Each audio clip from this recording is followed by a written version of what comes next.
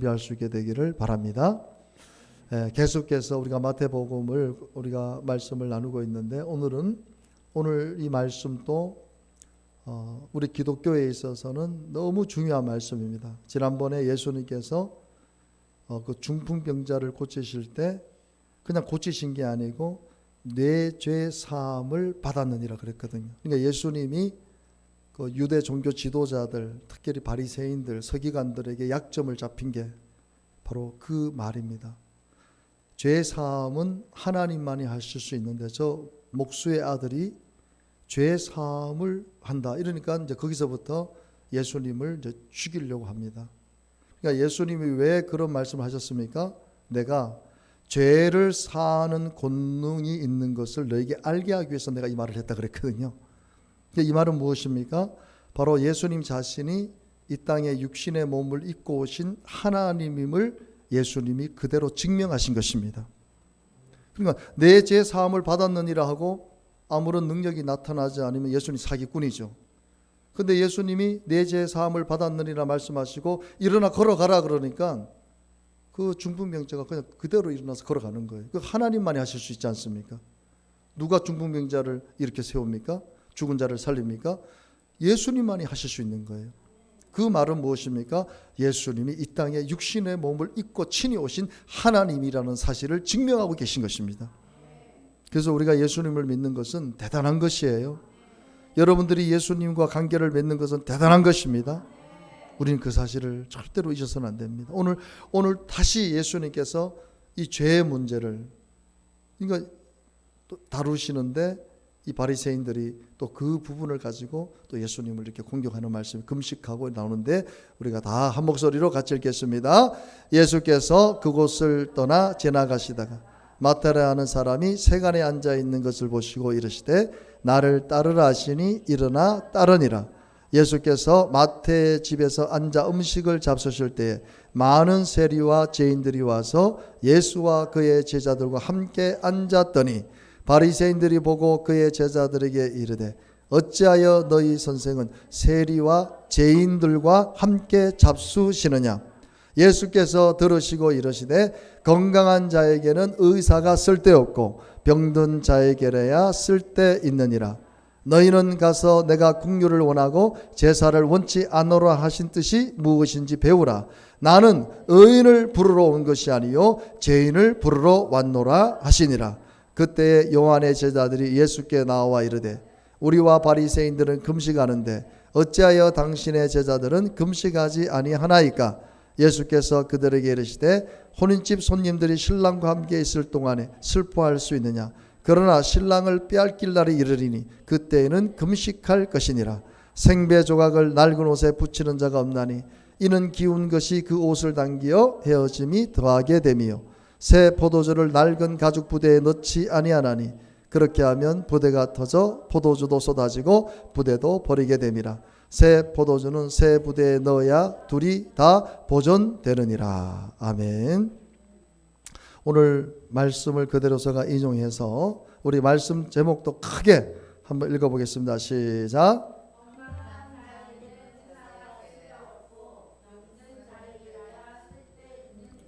한 번 더 크게 읽겠습니다. 시작. 건강한 자에게는 의사가 쓸데없고 병든 자에게라야 쓸데있느니라. 아멘.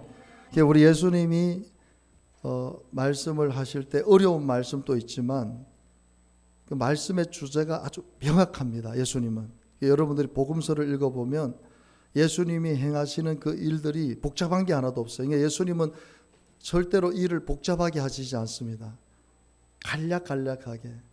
그리고 예수님이 하시는 그 모든 일들이 완전하게 다 시작과 끝이 완전합니다.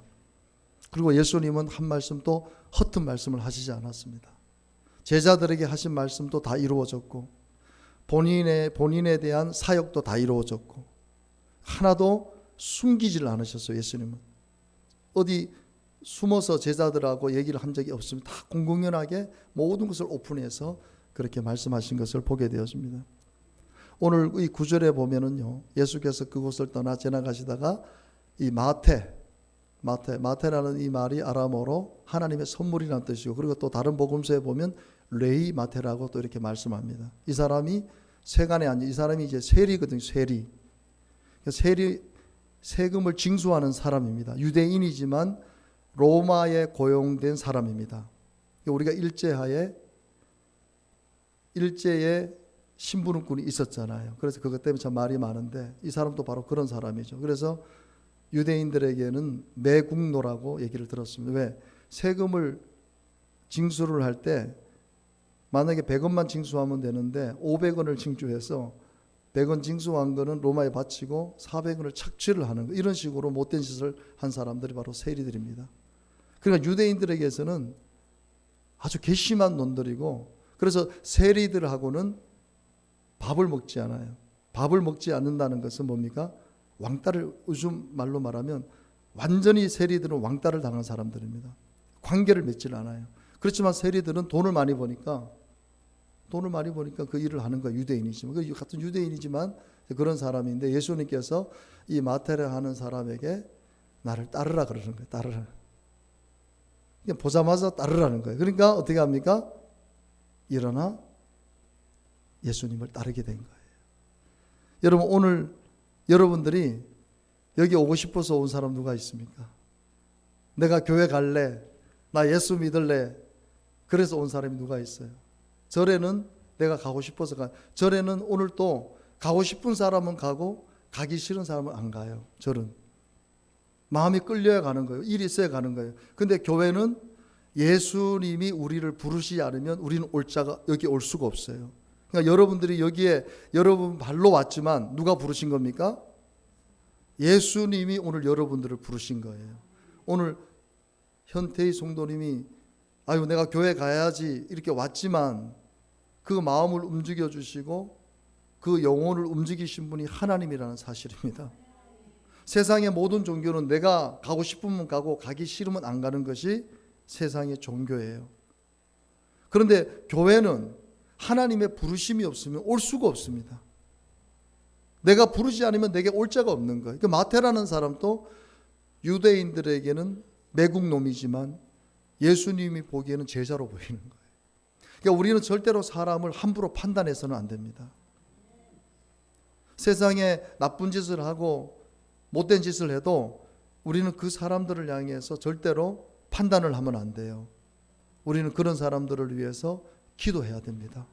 왜? 마태라는 사람이 유대인들 보기에는 아주 나쁜 사람이지만 예수님은 그 나쁘다고 생각하는 그 마태를 오늘 제자로 부르시는 거예요. 콜하시는 거예요. 그런 마태는 예수님을, 누구도 자기에게 호감을 갖고 따라오라는 사람이 없었는데 갑자기 예수라는 분이 따라오라니까 이게 뭔가 끌리는 거예요. 그러니까 예수님은 끌리는 겁니다. 예수님은 좌석과 같은 분이세요. 예수님을 믿으면요, 예수님 앞에 우리는 딸려가는 거예요. 그게 신앙입니다, 여러분. 예수님이 가시는 곳에 우리가 좌석에 있으면 그 철들이 붙지는 딱 해서 안 붙어도 어떤 쪽 가격만 있으면 따라오잖아요. 똑같은 거예요. 여러분, 오늘 마태를 부르신 예수님이 저와 여러분을 오늘 부르신 줄 믿습니다. 영광스러운 것이죠. 우리가 지금 내세울 게 없고 자랑할 것이 없다 할지라도 마태는 참, 마태도 그렇고 삭개오도 그렇고 다 세리 출신 아닙니까? 그러니까 너무 상처를 많이 받아. 손가락질을 하고 밥을 안 먹으려 왕따를 시키니까, 사회적 왕따가 되니까 얼마나 마음이 힘들겠어요. 근데 예수님께서 부르시니까 막, 삭개오도 뽕나무에 올라갔다가 예수님 부르시니까 막 감격해서 내려와서 막 잔치를 벌이고 회개하고 했잖아요. 그래서 오늘 여러분들, 예수님이 여러분들을 불러서 이 자리에 오셨고 예수님은 여러분을 날마다 부르고 계십니다. 그 예수님의 부르심 앞에 여러분 오케이, 예스, 아멘으로 화답할 수 있게 되기를 간절히 바랍니다. 예수께서 마태의 집에서 앉아서 이렇게 음식을 잡수시는데 거기에 모인 사람들이 누구냐면 많은 세리들, 그러니까 마태와 같은 그런 세리들, 많은 세리들, 그 다음에 뭡니까? 죄인들이 와서 예수와 그의 제자들과 함께 있었던 거예요. 그러니까 뭐 죄인들이라면 그냥 우리가 죄인을 그냥 죄인이라 하지 않죠. 사회적으로 저 사람 죄인이다 그러면 어때요? 요즘 이제 공개적으로 흉악범들 얼굴을 공개하잖아요. 근데 예전에는 예전 사진을 공개하니까 이 사람이 이 사람인지 몰랐잖아요. 근데 요즘은 머스크를 해가지고 지금 사진을 찍어서 올리거든요. 지금 이 사람 사진을 직접 찍어서 양면으로 다 해서 올립니다. 흉악범들을 그렇게 하는 것이죠. 이걸 공개해야 된다라고 생각하는 사람은 바로 사진을 찍어서 올립니다. 그러니까 죄인이라고 할 정도로 여기 성경에서 나와서 이거 아주 어떻게 보면 사회적으로 아주 흉악범들, 좋지 못한 사람들이 세리들과 같이 그 예수님 제자들과 식사를 하고 있는 거예요. 그러니까 이 바리새인들이 보고 제자들에게 어찌하여 너희 선생은 세리와 죄인들과 함께 먹고 있느냐 이렇게 이제 공격하기 시작하는 거예요. 그러니까 예수님이 지금 세리들, 그 유대인들의 손가락질 왕따 당하는 세리들 그리고 많은 죄인들과 함께 거기서 음식을 아무나 먹지 않지 않습니까? 여러분들이 그냥 알지도 못하는, 그리고 만약에 내 친구가 사고를 뭐 그냥 밥 먹듯이 치고 지역에서 늘 손가락질 당하고 못된 짓 하고 그러면요, 그런 사람하고 밥을 먹는다는 것도 부담스러운 거예요. 피하죠. 밥을 못 먹게 돼. 왜냐하면 같이 밥을 먹으면 저 사람하고 같이 다니는 거 아주 안 좋은, 같이 그 평가를 받게 되기 때문에. 우리가 아이들도 그렇잖아요. 내 아이가 좀 안 좋은 아이하고 놀면은 부모들은 걱정이 됩니다. 왜? 내 아이가 저 나쁜 아이, 사회적으로 무리를 일으키고 안 좋은 아이하고 같이 다니다 보면 혹시나 내 아이가 잘못될까봐 막 불안한 거예요. 그래서 못 다니게, 너 절대 다니지 마 그러거든요. 절대 저 아이 만나지 마 그러거든요. 부모들은 똑같은 거예요. 예수님은 그보다 더 흉악한, 어떻게 보면 죄인들, 범죄자들하고 세리들하고 막 음식을 먹고 있어요. 그래서 여러분, 저와 여러분들이 조심해야 될 게, 이 세상에 그 누구도 우리가 판단해서는 안 됩니다. 판단의 기준은 하나님이세요. 사람을 우리가 보고 이 바리새인들처럼 판단해서는 안 됩니다. 정죄해서는 안 됩니다. 판단과 정죄는 하나님만이 하실 수 있는 거예요. 제가 이 본문을 이렇게 묵상하면서 참 목회자로서 조심해야겠다. 어떤 사람이 오든 어떤 성도를 만나든 절대로, 그래서 예수님 차별하지 마라. 예수님은 성경에 보면 아주 요즘 말로 말하면 우파예요, 우파. 근데 어떤 면으로 보면 예수님 아주 진보이십니다. 약자들을 위해서. 오늘 보세요. 세리들과 죄인들, 그러니까 사회적으로 무리를 일으키는 사람들하고 예수님은 심지어는 창녀들하고도 만나셨거든요. 내가 만약에 여러분들 어떤 그런 사람하고 내가 만난다 했을 때 여러분들 저를 어떻게 보겠어요? 목사님이 저런 여자하고 만나서 얘기를 하네? 벌써 여러분들요, 저에 대한 이미지가 완전히 안 좋은 쪽으로 여러분 생각할 거예요. 그러니까 예수님은 심지어는 창녀들까지 같이 만나시고 대화를 나누시고, 사마리아 우물가에 그 여자는 남편이 5명이었어요. 요즘도 그런 여자 있겠습니까? 그죠? 살다 보니까 마음에 안 드니까 헤어지고 또 다른 사람, 딴 남자 만나고, 그때 당시에 그 정도 같으면 얼마나 성적으로 부패했겠어요. 벌써 2000년 전에. 근데도 예수님은 그 여자하고 얘기를 나누신다니까요. 얘기를 나누시고 그 여자를 회심하게 만들고. 그래서 여러분들 사회적으로 그런 문제가 있고 어려움이 있는 사람들을 위해서 우리가 기도해 줘야 되지, 절대로 함부로 판단해서는 안 되는 거예요. 근데 우리 인간이라는 본성이, 바리새인적인 본성이 우리에게 항상 있습니다. 조금 안 좋은 사람들, 질이 안 좋은 사람들 막 판단하고 정죄하고 왕따시키고. 근데 예수님은 그렇게 하지 않아도, 그리고 이런 걸 보면 예수님은 아주 진보적인 성향을 또 갖고 계신 것. 근데 결혼의 문제 같은 경우에는 예수님께서 절대로 이혼을 하나님께서 예수님이 허락하지 않으십니다. 하나님이 남자와 여자를 만드신 것은 한 몸이 되기 위해서 했지 절대로 나누라고 한 것이 아닙니다. 그래서 아주 보수적 입장을 또 그런 면에서는 나타내시고, 성경은 아주 진보적인 모습도 있지만 예수님이 아주 보수적인 그런 모습도 갖고 계신 거예요. 예수님 참, 그러니까 예수님이 하나님이신 것이죠. 그 예수님께서 오늘 이게 본문의 아주 핵심이거든요. 같이 한번 읽어봅시다. 예수께서 들으시고 이르시되 건강한 자에게는 의사가 쓸데없고 병든 자에게라야 쓸데있느니라, 이렇게 말씀합니다. 여러분, 병원이 왜 많이 생깁니까? 지금 생기는 게 병원이에요. 병원 가보면 사람들이 많아요. 제가 요즘은 이제 뭐 병원에 신방을 잘 안 가지만 예전에 병원에 가면 여기 지금 뭐 대구 가톨릭, 뭐 영남대 병원, 아니 그런 병원은요 주차하기가 힘들어요. 얼마나 많은 차들이, 요 세명병만 가도 평일날 가면 주차하기가 힘들 정도로 사람들이 많이 옵니다. 어디서 그렇게 많은 사람이 그렇게 올까? 어떤 사람들이 많기 때문에? 병든 사람들이 많기 때문에. 근데 만약에 병든 사람이 없어, 그럼 병원이 있겠어요, 없겠어요? 병원이 없어요. 병원 갈 일이 없는데 뭐 병원 생기는 건 뭘까? 의사들 월급도 안 나올 건데. 근데 그만큼 지금 병든 사람들이 많기 때문에 병원이 그렇게 많이 들어서는 것이죠. 예수님께서 건강한 자에게는 의사가 쓸데없고 병든 자에게가 쓸데있다는 거예요. 그래서 여러분, 우리가 마태복음 8장 17절에도 예수님이 이 땅에 오셔서 하시는 사역 가운데 하나가 뭐냐면 병든 사람들, 병든 사람들의 그 병을 예수님이 짊어지시기 위해서. 그래서 이는 선지자 이사야를 통하여서 한 말씀에, 자 같이 읽어봅니다. 시작. 우리의 연약한 것을 친히 담당하시고 병을 짊어지셨도다. 됐습니다. 예수님께서 여러분의 연약한 것을 담당하시고 여러분의 병을 짊어지셨다는 거예요. 그러니까 여러분, 우리가 병이 들고 육체적인 어떤 고통을 당할 때 누구에게 간절히 기도해야 됩니까? 예수님에게 간절히 기도해야 됩니다. 우리가 병원에 가서 치료를 받는 것도 중요하지만 먼저 해야 될 게 뭐냐면 예수님, 나를 치료해 주시옵소서. 예수님, 나를 왜? 예수님이 나의 병을 짊어지시기 위해서 그렇게 십자가를 죽으시고 피 흘려주셨으니까, 나의 병을 짊어지셨으니까 저는 예수님의 피의 공로를 믿습니다. 예수님의 그 치료하심을 믿습니다.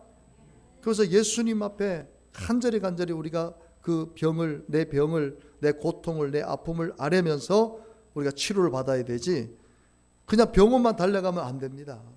의사만 의지하면 안 된다는 것이에요. 나를 아무리 좋은 병원이라 할지라도 예수님이 허락하지 않으면 그 사람은 죽어요. 예수님이 보편적인 은혜를 주시기 때문에, 이번에 제가 우리 그 친구 모한이, 제가 너무 놀랐어요. 하나님께서 기도하라고 하신 것 같아요. 뭐 평상시에는 바쁘니까 서로 연락을 잘 못하지 않습니까, 요즘은? 그래서 제가 날씨가 더워지고 해서 이 친구가 힘든 일을 하기 때문에, 친구야 날씨가 더운데 건강 생각하면서 일을 해라 하고 이제 카톡을 보냈는데, 하루가 지나도 카톡 답이 없어요. 항상 낮에는 일을 하니까 못 보내더라도 저녁 늦게라도 항상 저한테 답이 오는데, 하루가 지나고 나서 조금 느낌이 이상해요. 이 친구가 뭔가 문제가 있구나. 전화를 했는데 친구가 전화를 받는 게 아니고 재수 씨가 전화를 받는 거예요. 목소리를 들어보니까 이게 뭔가 심각하구나. 얘기를 들었더니 급성 혈액암이 온 거예요. 급성 혈액암. 이빨을 뽑았는데 피가 멈추질 않는 거예요. 그래서 치과에 갔더니 이거 좀 안 좋으니까 빨리 경상대, 창원 경상대가 제일 크지 않습니까? 경상대 병원 갔는데 경상대 병원에서 보니까 이게 심각하니까 부산 동아대병원으로 연결을 시켜서 병원 차를 타고 그까지 순식간에 그 일어나는 거예요. 그렇게 한번 생각해 보세요. 이게 뭐 그렇게 건강하던 사람이, 여러분도 보시다시피 우리 모한 친구는 거의 한 몸이 20, 30대 몸이에요. 몸이 얼마나 건장하고 체력이 좋은지. 그랬던 친구가 갑자기 급성 백혈병이 걸린 거예요. 그리고 바로 항암을 시작해야 되는 상황이 생겨버린 거예요. 야, 그래서 제가 통화가 어렵기 때문에 계속해서 친구한테 예수님께서 너를 치료하신다, 함께 하신다, 친구야 힘을 내라 하고 어제 통화를 할 수 있어서 통화를 하면서 제가 위로해주고 기도해주고 해주겠다고 제가 얘기했는데, 우리가 여러분 어떤 질병을 당할 때 물론 병원에 가서 치료하지만 우리 몸을 치료하시는 분이 하나님이세요. 왜냐하면 여러분의 몸을 하나님이 지으셨기 때문에 몸이 병이 들면 몸이 스스로 치료하기 위해서 몸이 막 움직입니다. 근데 그 기능이 멈춰지면요, 아무리 어떤 세상의 명의가 고친다 할지라도 못 고쳐요. 하나님이 막으시면 그 병을 어떤 의사도 못 고친다니까요. 그래서 고 항수관 박사님이 얘기하신 게 뭐냐면 몸은 스스로 회복한다는 거예요. 심지어는 겨울에 남자들, 우리 어르신들이 예전에는 화장실이 없으니까 뭐 이렇게 길거리에서도 소변을 봤잖아요. 추운 데서. 그러면 소변을 보고 몸을 떤다는 거예요. 근데 그 떠는 게 그냥 떠는 게 아니고 체온이 빠져나갈 때에 몸은 그 몸을 보호하기 위해서 몸을 떨게 해서 체온을 끌어올린다는 거예요. 참 신기하죠. 몸이 그걸 안다는 거예요. 내 몸에서 체온이 빠져나가는 걸 알기 때문에 몸을 떨게 해서 잠시라도 체온을 올리려고 몸이 노력한다는 거예요. 여러분의 몸을 여러분 스스로가 고치고 있는 거예요. 그게 누가 하신 거예요? 하나님의 여러분의 몸을 그렇게 만드신 겁니다. 근데 그 작동을 하나님 멈추시면 세상에 어떤 의사가 고친다 할지라도 못 고치는 거예요. 여기 얘기했잖아요. 우리의 연약한 것을 친히 담당하시고 병을 짊어졌다는 거예요. 그래서 여러분들이 감기약을 먹고 몸이 회복되는 것은 누구 때문입니까? 예수님 때문이에요. 아이고, 감기약이 나를 치료했네? 아닙니다. 감기약이라는 것은 하나님께서 이 땅에 인간에게 지혜를 주셔서 발명한 거고, 실질적으로 우리의 몸을 고치는 분은 예수님이신 거예요. 우리가 그걸 잊어버리면 큰일 나죠. 그래서 이사야 선지자가 700년 전에 예수님에 대해서 예언하지 않습니까? 예수님이 찔림 우리의 허물 때문이요, 예수님이 상함 우리의 죄악 때문이라. 예수님이 징계를 받음으로 우리는 평안을 누리고 예수님이 채찍에 맞음으로 우리는 나음을 받았도다. 할렐루야. 그러니까 여러분들이 병들고 고통스러울 때 누구에게 기도해야 됩니까? 예수님 앞에 기도해야 되는 거예요. 병원에 가서도 예수님, 내가 병원에 왔습니다. 예수님, 나를 치료해 주시옵소서. 좋은 의사를 만나서, 좋은 의존을 만나서 나를 치료해 주시옵소서. 내 몸을, 예수님 아시지 않습니까? 내 몸을 치료해 주시옵소서. 그러니까 모든 치료의 이 주권이 예수님에게 있다는 것을 우리가 믿어야 되는 것이에요.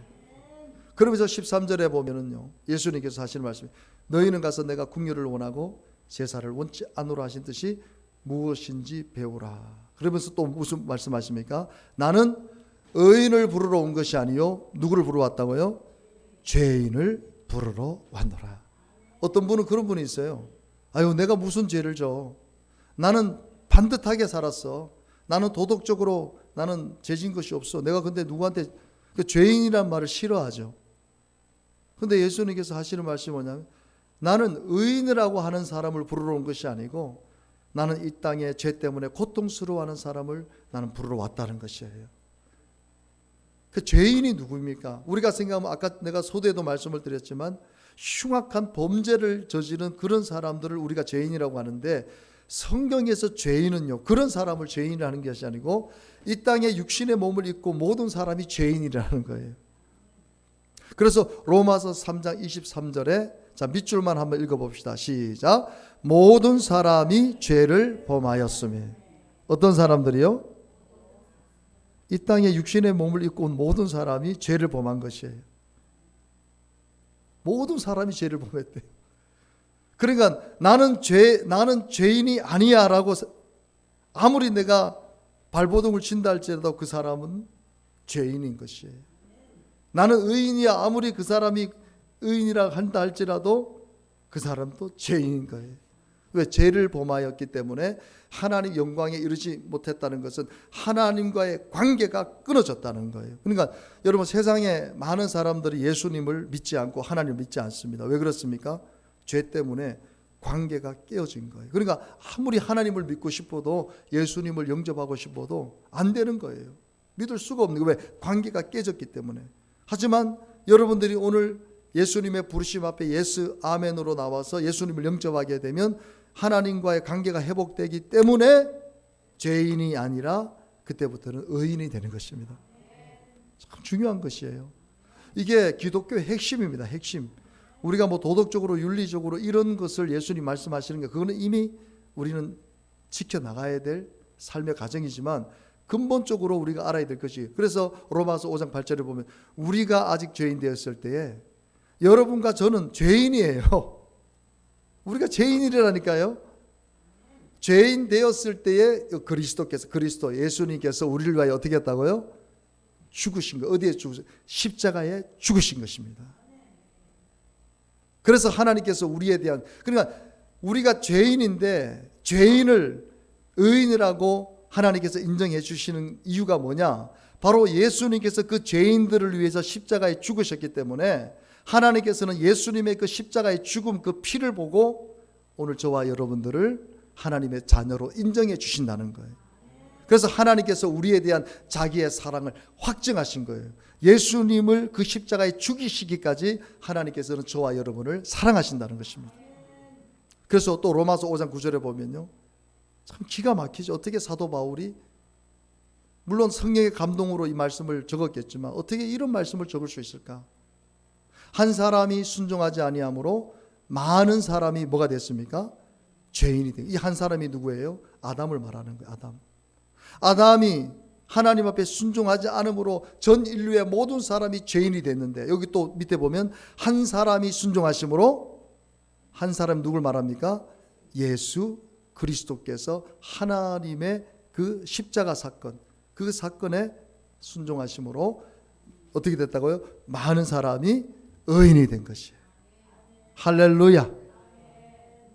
죄인 된 우리가 오늘 의인이 될 수 있는 것은 내가 뭐 열심히 살아서 노력해서 된 게 아니고 예수님이 저와 여러분을 위해서, 죄를 때문에 죄도 없는 예수님이 십자가에 피 흘려 돌아가신 것입니다. 오늘 여러분, 내가 요 밑에 말씀은 좀 뭐 읽어보시면 아시기 때문에 너무 오늘 이 말씀이 여러분들에게 신앙의 어떤 가치를 세우는 놀라운 말씀이 되기를 주님의 이름으로 축복합니다. 우리 이 찬양을 드리면서 여러분 말씀을 듣고 깨달아야 됩니다. 오늘 성령 하나님께서 여러분들을 깨닫게 해주시기를 주님의 이름으로 축복합니다. 성령 하나님, 오늘 나를 만져 주시옵소서. 나를 깨닫게 해 주시옵소서. 오늘 목사님을 통해서 증거된 이 말씀, 내가 죄인이었지만 예수님 믿고 죄인이 아니라 이제는 의인이 되었고, 의인된 내가 하나님의 자녀답게 살아갈 수 있는 길을 열어 주시옵소서. 여러분 오늘 정말 귀한 말씀 생각하면서 이 찬양 올려드립시다.